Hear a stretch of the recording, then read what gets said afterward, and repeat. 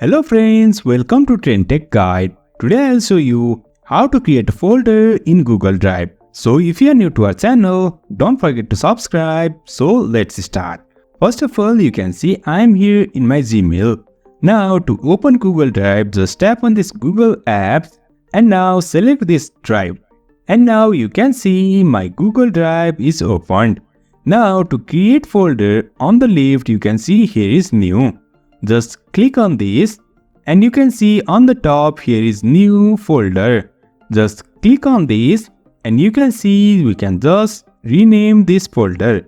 We can name this folder by just removing this by backspace and just enter the name of this folder. Now I'll rename this as demo folder. And now to create this folder, just click on this create. And after that you can see here is demo folder. This folder is created. You can just click here and you can see I'm here in my demo folder. So in this way we can create folder in Google Drive. So if you find this helpful, don't forget to subscribe. Have a good time.